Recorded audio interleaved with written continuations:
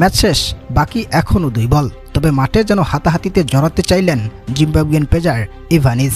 তেরে আসলেন তানজিদ হাসান তামিমের দিকে। সতীর্থর কথায়ও যেন থামছেন না জিম্বাবুইয়ান এই পেসার। তবে মাঝখানে শেখ মেহেদী আন্তরিকতার সাথে সামাল দিলেন বিতর্কিত সেই পরিস্থিতিকে।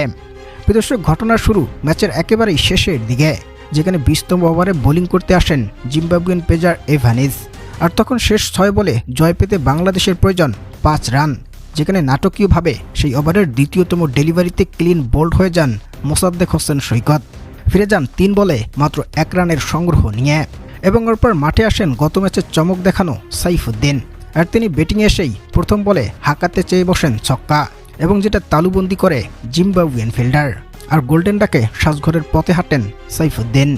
পরপর 2 বলে 2 উইকেট পেয়ে যাওয়া ইভানিজের পরবর্তী বলটা পরিণত হয় হ্যাটট্রিক চাঞ্জে। আর সেই বলটাও সদ্য মাঠে আসা শেখ মেহেদী রীতিমতো পরাস্ত হয়েছেন ব্যাটার বলের সাথে কানেকশন তৈরি করতে, যেটা খালি চোখেই দেখা যাচ্ছিল এলবিডব্লিউ এবং হ্যাটট্রিক ইভানিজের। তবে মজার ব্যাপার হচ্ছে, ইভানিজের সেই বলটা ডেলিভারি করার আগেই কোনো একটা কারণ নিয়ে আগেই বলটাকে ডেড বল ঘোষণা দিয়েছেন অনফিল্ড আম্পায়ার, যেটা স্পষ্টই দেখেছেন নন স্ট্রাইকে থাকা তানজিদ হাসান তামিম। ফলে বোলার যখন উইকেটের আবেদন করে হতাশ হয়ে আম্পায়ারের দিকে তাকাচ্ছেন, তখন আম্পায়ারের সেই ডেড বলের ঘোষণাকে স্মরণ করিয়ে দিতে তেরে যান তানজিদ তামিম, যেটা পছন্দ হয় না বোলার ইভানিজের। আর মাঠেই তৈরি হয়ে যায় এক বিশৃঙ্খলা। দুজনের মধ্যে শুরু হয় তর্ক বিতর্ক।